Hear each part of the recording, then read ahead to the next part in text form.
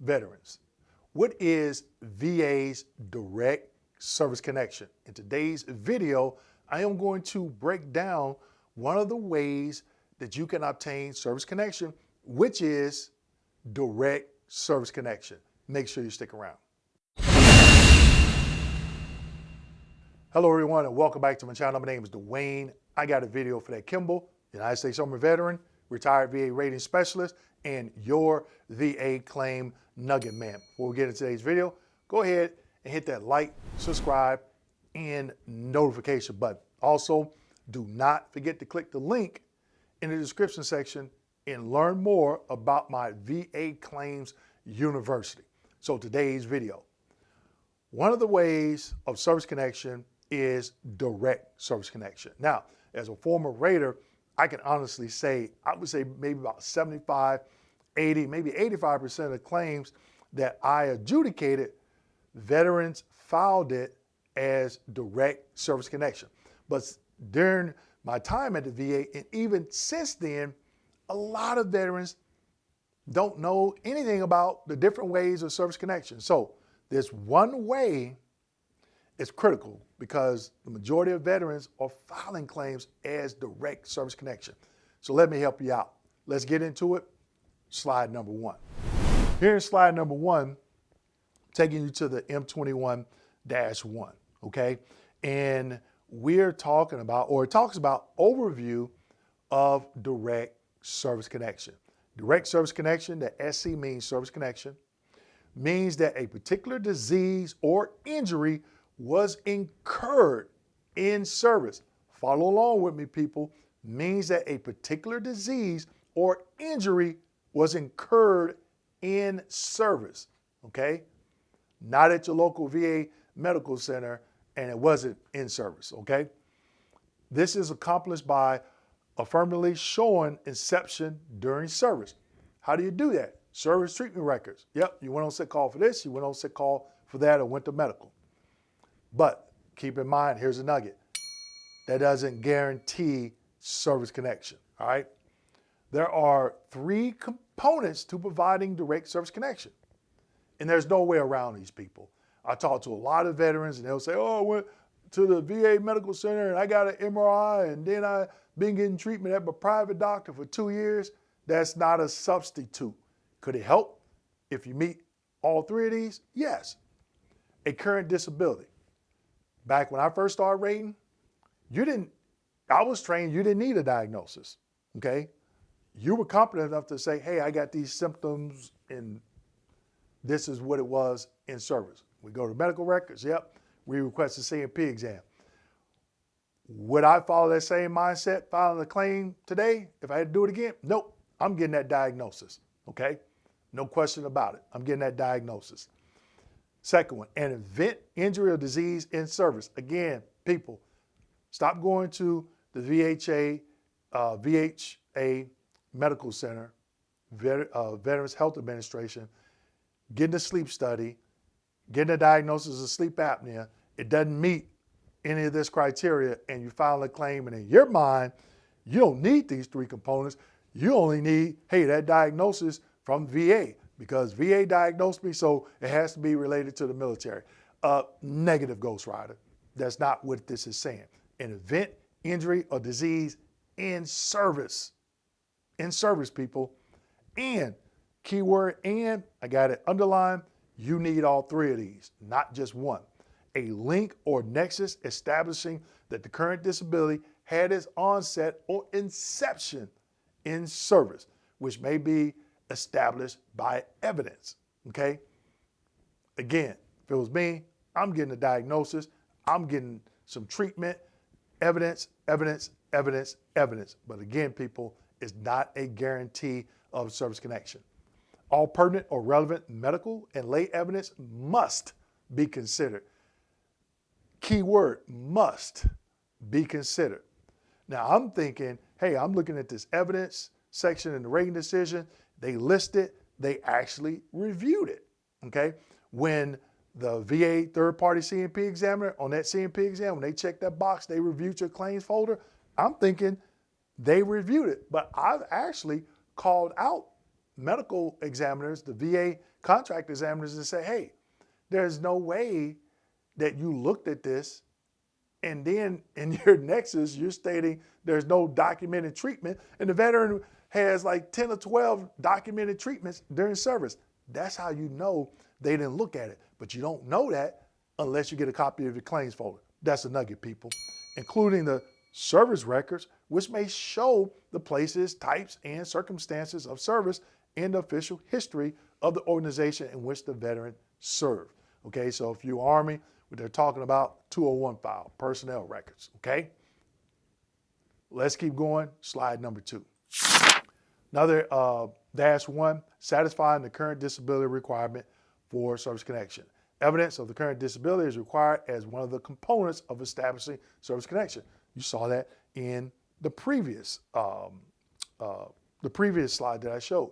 However, the evidence must, now the key word, people, must be reviewed to determine whether a disability was present at the time the claim was filed or during the pendency of the claim, but has since resolved. And I'm going to explain that, okay?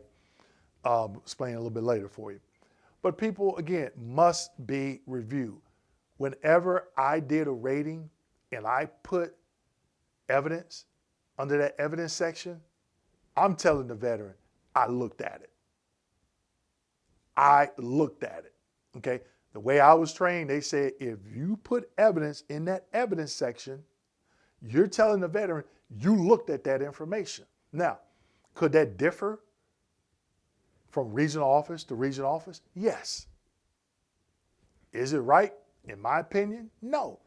You're saying in the evidence section, hey, this is what I reviewed, okay? But someone, if they differ from me, I'm not saying they're right or wrong. I'm just saying the training that I had and the way I'm reading these references, okay? So again, people, another key word, must, all right? And they must do it. You got to make a decision. Slide number 3. This is a continuation.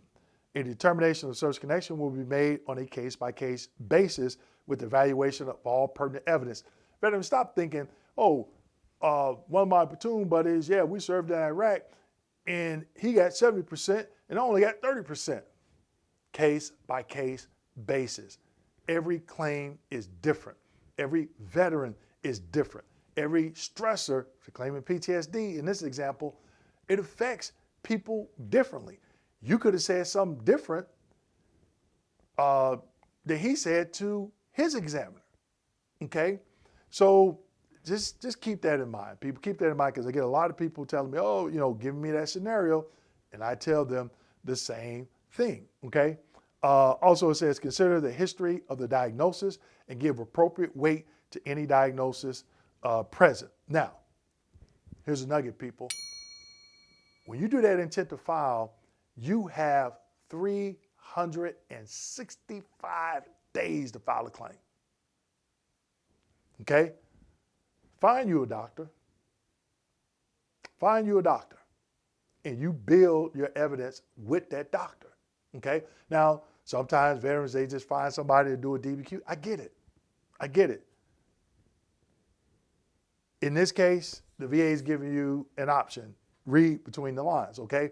So I'm just telling you about something that I would do, and it's being proactive, okay? So they can't come back and say, oh, well, we didn't, hold that much weight because of X, Y, Z.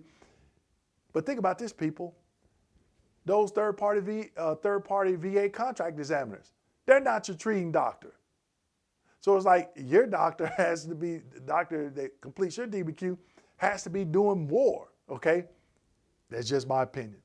A grant of benefits is in order generally with a staged disability evaluation. Now, the reason why I highlight that piece is to talk about stage ratings. So I'm going to show you some examples, but when I did stage ratings, let's say, for example, I was working Nehmer, okay? And veterans, Vietnam veterans were coming in, Agent Orange exposure. And I was going back maybe 10, 15, 18 years, and I would do a stage rating, okay? So their current residuals on their ischemic heart disease currently could be 10%. But over that 10, 15, 18-year time frame, it fluctuated. It was 60, could have reached 100, went back down to 10, back up to 30, up to 60, back down to 10, up to 100, back down to 10.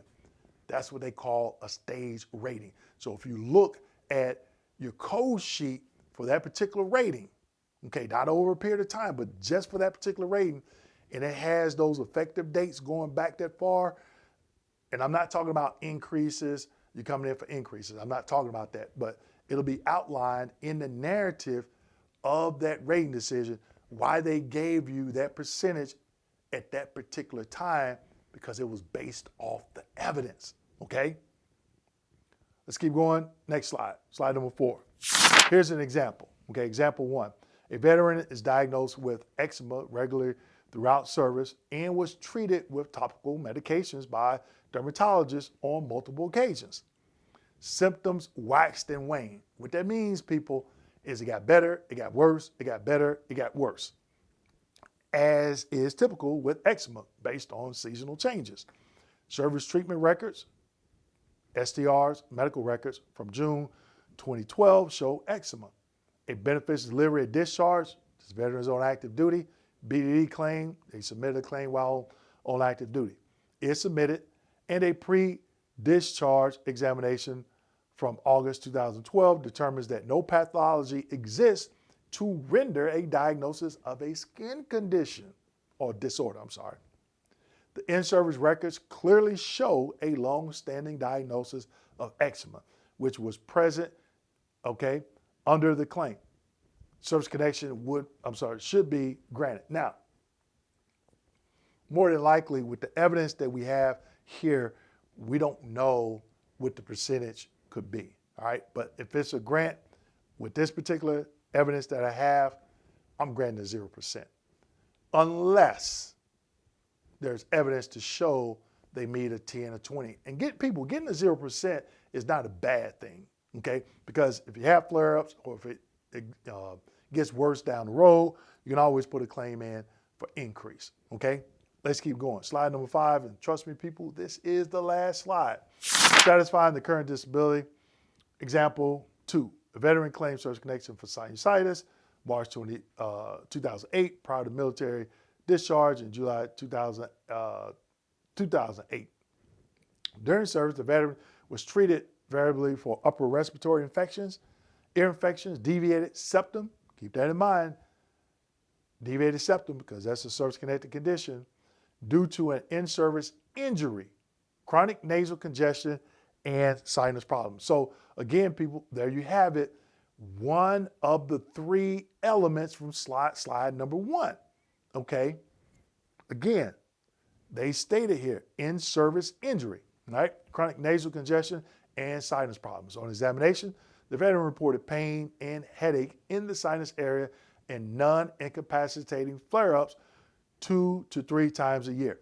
If you want to know what that means, you go to the diagnostic code for the general rating criteria for sinusitis. Underneath that, it'll have like a note 1, note 2, note 3, and it'll explain to you what is non-incapacitating and incapacitating, all right? The examiner provided no diagnosis and indicated that no sinusitis was shown on exam. Let's just skip through the formalities and go down to the bottom. The evidence of record is sufficient to establish service connection for traumatic deviated nasal septum. Why? Because, somebody tell me. Go ahead and type it in the comments section. Documented injury in service, okay? Documented injury in service. In-service injury, all right? There's no medical evidence to refute the examiner's findings that sinusitis is not shown by the medical evidence of record. Service connection for sinusitis should be denied. Okay, there you have it. Again, veterans, direct service connection, you need 3 components. No ifs, ands, buts about it. Do not try to come up with something to substitute one of those three elements. Either you have it or you don't. If you don't, you're going to get denied. Okay? But even if you do have it, I've still seen veterans get denied. So you saw in this last example, it was no for sinusitis, but it was a grant for the deviated septum because there was an in-service injury, meaning one of those components. And again, it has to go through the process. People, do me a favor. Stop trying to substitute one of these elements. Either you have it or you don't. Okay? Just keep that in mind because a lot of veterans fumble the bag when it comes to direct service connection.